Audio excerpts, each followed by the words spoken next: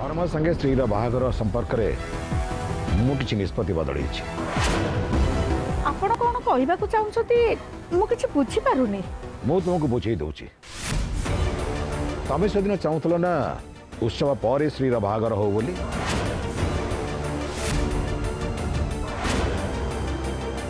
तमर से आग्रह को मु अति निष्ठ भाव अग्राह कर देते भावुची तमें से दिन ठीक कही तेणु बहुत भावी चिंती मु निष्पत्ति नहीं जे उत्सव पर आम बाहागर करवा। किंतु पंडित हठात ए समय रे एमिति निष्पत्ति देख एबे केवल एति कथा मु तुमको जनईदेली बाकी कथा मु कार्तिक को जनईदेवी आगे उत्सव सरू तापर आम बाहागर कथा चिंता करवा। मु आसुची किंतु पंडित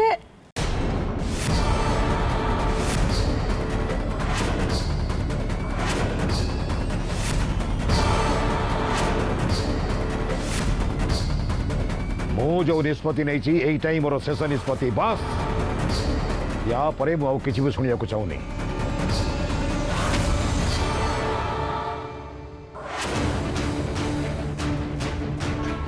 पंडित हठात एत बड़ निष्पत्ति शुणेले कहीं मत तो लगुच एमती जमती उत्सव पर श्री बाहागर करने को पंडित मना कर दे गले सीना हेले तांको मन भितर जमती आदौ आग्रह ही नहीं ताहले कौन परोक्षरे श्री बाहागर को पंडित मना कर दे गले।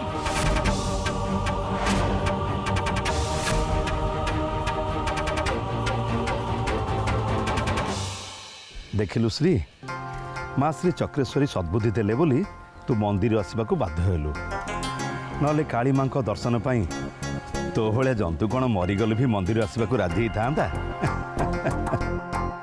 एबे देखिबु तू काली माँ को दर्शन सारी आसीचु तो देहरे जर फर रही कि तू आ भयंकर स्वप्न भी देखबनी कौन है पापा मोर मंदिर ऑफिस रे बहुत काम अच्छे तमे घर को जाओ मत शीघ्र जाई मंदिर ऑफिस रे पहुंचबा को पड़िबो। किंतु श्री घर को जाइथिले तो खाई के ऑफिस बाहर थांतु मु मंदिर रो किछि मगे के खाई नै बापा तमे तो देखुछ केते डेरी हे गलानी ता सते तमे से पंचनन कथा भी जानिछ से तो चाहे कि बसतिबो मो ऊपर त राग सुझेबा पई तमे घर को जाओ बापा मु आछी।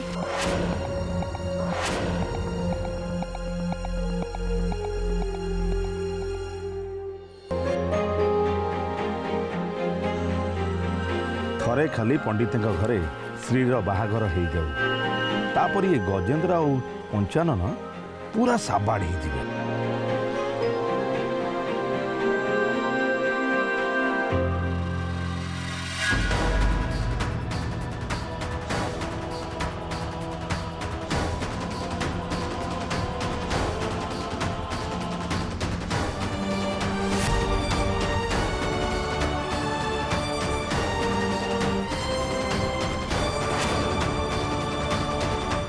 श्री की कार्तिक नहीं काली मंदिर को जाइए सेठी कौन है कौन नाई किछि जना नहीं यार तो भक्ति भक्ति किछि भी नहीं। हे माँ काली ठाकुराणी श्री जदि किछि भूल करिछि तापाई मु तथे क्षमा मागुछि माँ। माँ अरे कार्तिक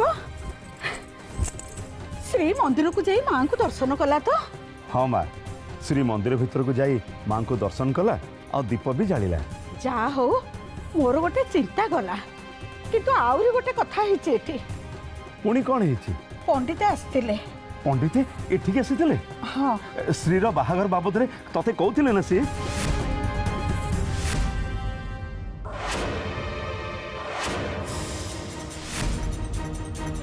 कौन है तू किसी कहूनु कहीं एठिके आसीबा परे से आग तते खोजिले बोधुए गोटे बड़ कथा कहबाकू आसीथिले तते जेमती न पाइले बाध्य होई मते कहिले।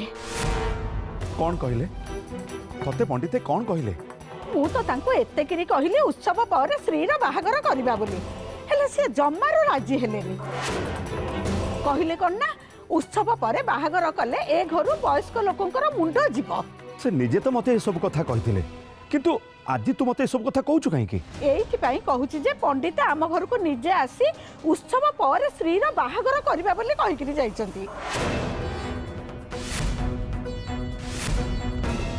हेले हठात तांकर मत एमिति काहे बदलैले कार्तिक मु तो किछि बुझी पारुनी। पंडित निर्बंध हो सारा पर जो झी परपुरुष सांगरे राति कटाए से झी केते चरित्रवती होइतबो आपण टिके सही कथा चिंता करंतु। लोक माने आपण को जमिति असम्मानित न करंतु सेथिपई आमे एकथा कहलु तेणिकी आपणक इच्छा। पंडित तते ए सब कथा काहे की कही गले एबे मु बुझी पाछु मा। मु तते कहिथिली ना से गजेंद्र आउ पंचानन कथा ए सब होला तांकरी काम। से एणु तेणु कहीकि पंडित मुंड खाई दौरान से पंडित आसी सब कथा कहीगले। किंतु एबे हमें कौन करबा? एक रे तो बदनाम, दुई रे उत्सव पर बाहागर हेले पंडितों कथा अनुसार जदि कहार मृत्यु हुए ताहले ए कथा तू मते कौन पचारछु? सेतबळे पंडित मुह मुहे ए कथा तते पचारिबार थिला। जदि सतुक सता मो परिवार रे सेमिति किछि हुए ताहले एथिपई दायी किए हबो? से कथा पचारिबा पई से मते सुजोग देले केते बेले जो कथा कहिबा को आस्तिले कहि देई चाली गले। तू सिना मते एठी एड बड पाटी रे कथा कहूछु हेले पंडितों आगे मुह खोलिबा को हमर साहस काई? आमको मुह खोलिबा को पड़िबो मा, कारण एटा आम श्रीर भविष्यत कथा, आम परिवार भल मंद कथा। आम केते दिन चुप हेकि बसिबा? पंडित के मन को जहाँ आसो से निष्पत्ति शुणी देवे आम सारा जीवन सब निष्पत्ति शुणी चली आज पछे जहाँ भी हो जाओ एते बड़ निष्पत्ति से कहीं नेले मु आज जाए निश्चय पचारि तांकर झील ना तो से गोटे झीर बाप हिसाब से केते बड़ चिंता मुंडेबा पड़े सी केमती जानवे। मु सांगे सांगे पंडित घर को जाऊँगी तांको ये बाबद जवाब मागिक आसबि तापर जाए जो कथा ने ध। अरे कार्तिक कार्तिक सुन, अरे सकाळू किछि खाइनो कार्तिक।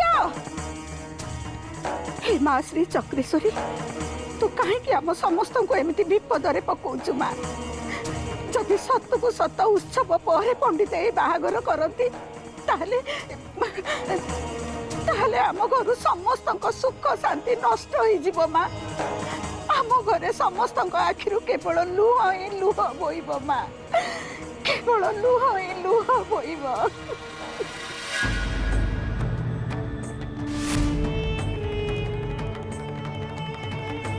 जुहार पंडित।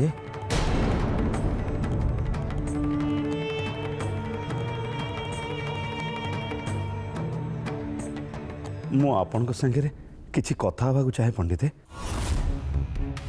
आपण जेतेबेले आम घर को जाइथिले मु सेतेबेले श्री को धरी बाहर को जाइथिले।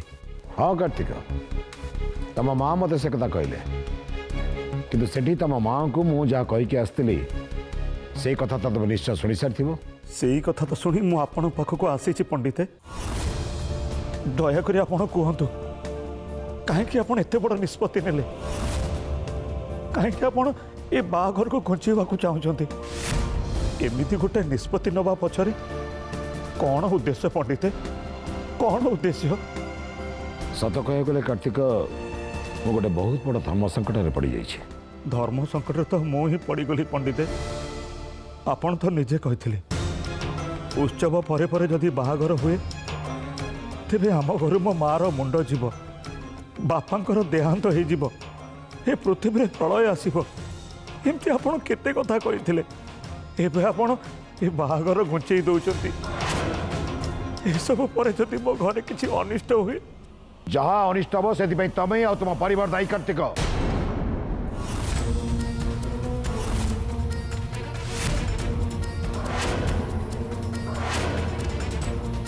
श्री को तो मु मो घर को बोहू कर नापी अनेक स्वप्न देखी कार्तिक। एमती कि समस्त सामना रे करुणा ता मुंडे सिंदूर पिंधेदेवा पर भी मुझे बाहागर राजी कि कौन कला तुम झील मो मुहरे चून काली बोलीदेला सी। करुणा भली गोटे चपल जगवाड़ी पिला सागर से पुराणा कोठी से राति सारा रहा। तमें कह कार्तिक, तमें जदि मो जगह था तमें कौन तो पुओ सागर एमती गोटे झीर बाहागर कर भी तापर भी ए घटना को लुचि रखा अनेक चेष्टा कली किंतु घटना लुचि रहा कि पंडित आपण तो निजे जानी मो श्री सती सावित्री भली पवित्र माता सीता पवित्र थिले बोली प्रभु रामचंद्र कौन जान नथिले अग्नि परीक्षा दे सारिबा परे भी लोक निंदा को डरी माता सीता को नहीं से बण छाड़ दिए कहीं ता बोली पंडित आपण जदि बाहागर पर नाई करी मुह फेरे नेबे ताले मो पूरा बर्बाद होइछि मो झिया को कूल को ही रहबनी पंडित मु तो बाहागर को भागीदा पे कहूनी कार्तिक मु तो कुछ बस केवल उत्सव सरिया पर्यंत आम बाहागर को घुचे दबा बाहागर कहीं घुंचला बोली लोक मान जदि मते पचारे तेरे मु से को कि उत्तर देवी आपण तो निजे कहते ना उत्सव पूर्व हे बाहागर नहेले मो बापा बोंकर देहांत हो कहतु कहते ना नहीं आपण किंतु उत्सव पूर्व स्त्री बाहागर जे केवल मो पुओ संगे हम एक कथा तो कही नी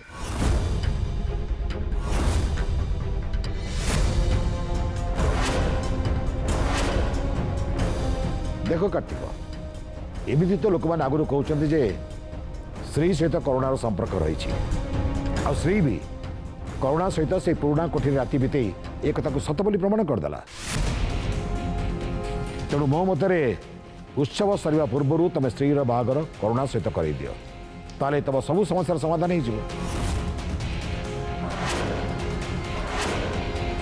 चपल स्टार्ट करते भी करुणा बहुत भल पिला कार्तिक आ बाहागर पर मुझे गोटे भल कम दे मंदिर रखीदेवी कौन कौच तुम पंडित पंडित आपण ये कौन कहते ए कथा मु तुम मंगल कहूँ कार्तिक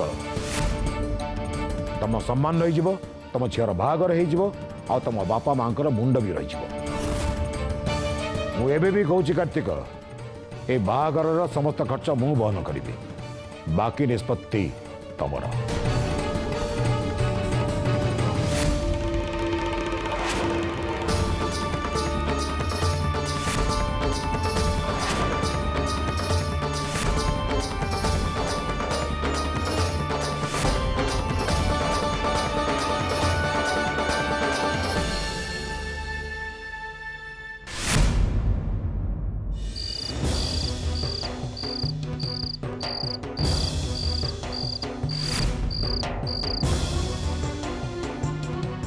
श्री को तो मो घर को बोहू कर नापी अनेक स्वप्न देखी कार्तिक कि कौन कला तुम झी मो मुहरे चून काली बोलीदेला सी तुम जदि मो जगह था तुम कौन तो पुओ सागर एमती गोटे झीर बाहागर कर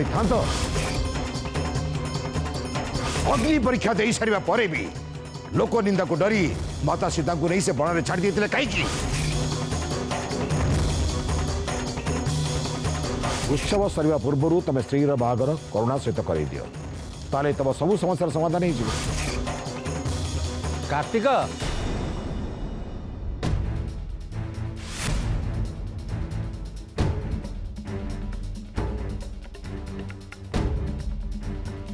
भितर पंडित तुम संगे जहाँ सब कथा है कार्तिक मु सब किछि शुणी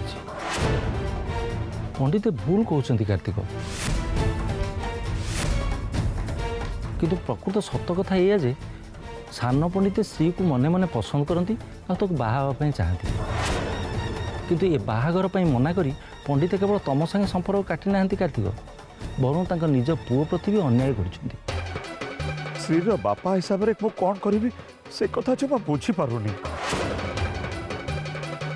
मो श्री जीवन नर्क हो गला ना तुम झील देवकन्या कार्तिक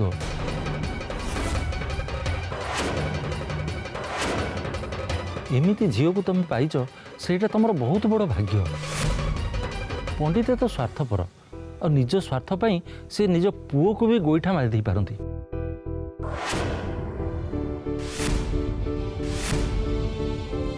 उत्सव पूर्व श्री बाहागर न कले मो बापा माँ मरीजी बोली पंडित कही से जिते बाहा करने को चाहूना से मो बापा माँ को बचेवाई मो झील को जाने ता सांगे बाहा करदेवी केमिति ଆପଣ ଜଣେ ଜ୍ୟୋତିଷ, ଥରେ କୁହନ୍ତୁ ଏକଥା କ'ଣ ସମ୍ଭବ?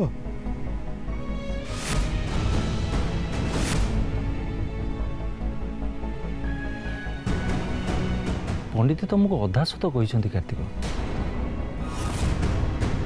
ପ୍ରକୃତ ସତ ତ ଆଉ କିଛି। ପ୍ରକୃତ ସତ ଆଉ କିଛି? ମାନେ? ମାନେ ତମ ପରିବାରରୁ ମା ବାପା ମରିବେନି, ବରଂ ତମେ ନିଜକୁ ଆହୁରି ମଜବୁତ କର। କାରଣ ଅଳ୍ପ ଦିନ ପରେ ତମ ଝିଅ ଶ୍ରୀ ମା ଶ୍ରୀ ଚକ୍ରେଶ୍ୱରୀଙ୍କର ଅତି ପ୍ରିୟ ହେଇଯିବ। ସେ ତ ମା ଶ୍ରୀ ଚକ୍ରେଶ୍ୱରୀଙ୍କୁ ନିଜର ବଡ଼ ଶତ୍ରୁ ବୋଲି ଭାବେ। ମା ଶ୍ରୀ ଚକ୍ରେଶ୍ୱରୀଙ୍କର ସେ ପ୍ରିୟ ବା କେମିତି ହେଇପାରିବ? ତମେ ମୋ କଥା ବୁଝିପାରିଲନି କାର୍ତ୍ତିକ। ମୋ କହିବା କଥା ହେଲା, ଆଉ ଅଳ୍ପ ଦିନ ପରେ ମାନେ ଉତ୍ସବ ଦିନ ହିଁ ତମ ଝିଅ ଶ୍ରୀ ମା ଶ୍ରୀ ଚକ୍ରେଶ୍ୱରୀଙ୍କର ଖୁବ୍ ନିକଟକୁ ଚାଲିଯିବ, ସବୁଦିନ ପାଇଁ।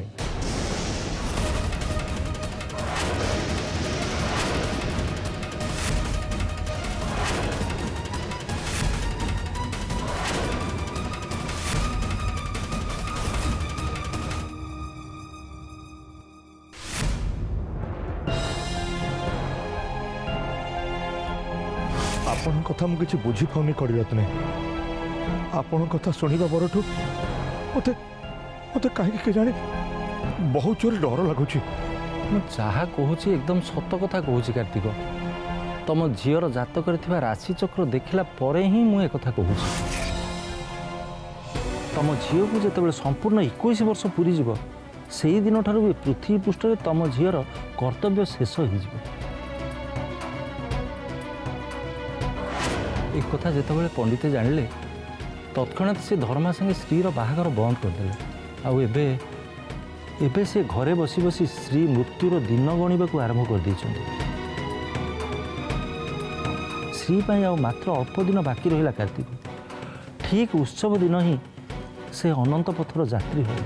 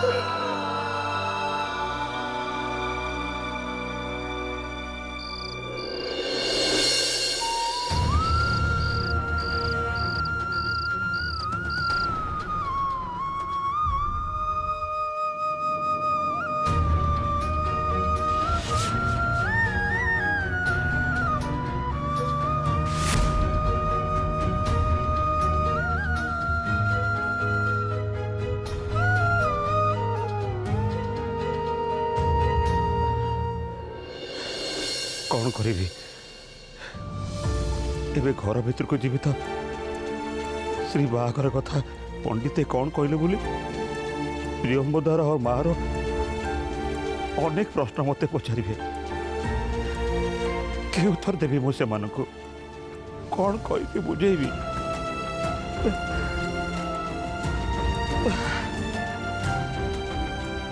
ମୁଁ ଯେଉଁ ଖବର ନେଇକି ଆସିଛି, ଏ ଖବର ବାହାଘର ଭାଙ୍ଗିବାଠୁ ଆହୁରି ଭୟଙ୍କର ଖବର। ମୁଁ ତାଙ୍କୁ କେମିତି ବୁଝେଇବି? ମୁଁ ତ ତାକୁ ନିଜେ ସମ୍ଭାଳି ପାରୁନି, ସେମାନେ କେମିତି ସମ୍ଭାଳିବେ ନିଜକୁ? ନାଇଁ ନାଇଁ, ଯାଉଛି ମୁଁ ସେମାନଙ୍କୁ ମିଠା ଦେଇ ଅଧା ସତ କଥା କହିଦେବି। ହଁ। আরে তুমি আসিগলানি? পণ্ডিতে কোন কহিলে উৎসব পূর্বর শ্রীর বাহাঘর পাই সে রাজি হয়ে গলে না? আরে কার্তিক, তু কিছু কহুনু কাহিঁকি?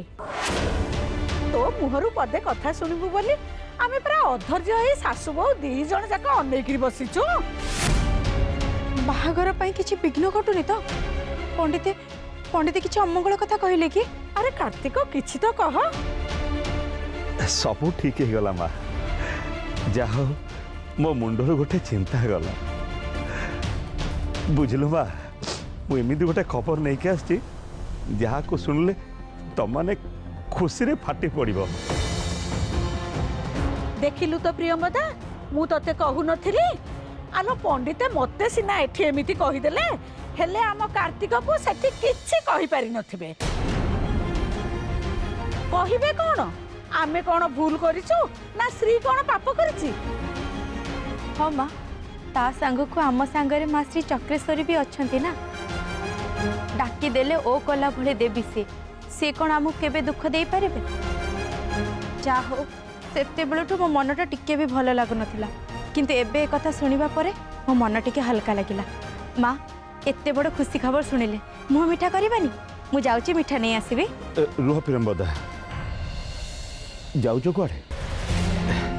ଏତେ ବଡ଼ ମୁଁ ଖୁସି ଖବର ନେଇକି ଆସିଛି ନା, ସେଥିପାଇଁ ମୁଁ ମିଠା ନେଇକି ଆସିଛି। ନିଅ, ସମସ୍ତଙ୍କୁ ବାଣ୍ଟି ଦବ। ବାହାଘର ପାଇଁ ଭଲ ତୀର୍ଥ କୋଉ ଦିନ ଠିକ କଲେ ପଣ୍ଡିତେ? ତିଥି ମିଳିଲାନି ମା।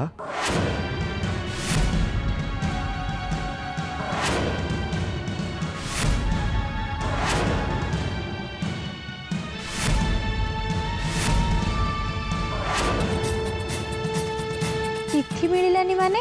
ମାନେ ବାହାଘର ହବନି ଯେତେବେଳେ ପୁଣି ତିଥି ଆସିବ କୋଉଠୁ?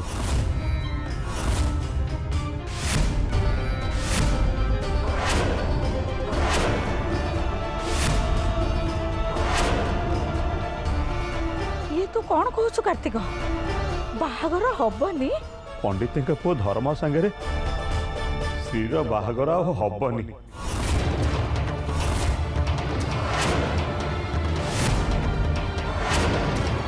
ଏଇ ଖୁସି ଖବର ଶୁଣେଇବା ପାଇଁ ତୁ ମିଠା ନେଇ ଆସିଛୁ କାର୍ତ୍ତିକ? ଖରାପ ଲାଗୁନି ତତେ?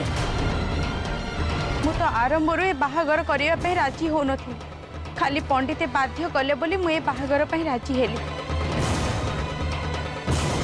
ଆଉ ସବୁ କିଛି ଠିକ ହେଇ ସାରିଲା ପରେ ପଣ୍ଡିତ ଏ ବାହାଘର ପାଇଁ ମନା କରିଦେଲେ। ସାଇ ଭାଇ ବନ୍ଧୁ ବାନ୍ଧବଙ୍କ ପାଖରେ ଆମେ କେମିତି ମୁହଁ ଦେଖେଇବା?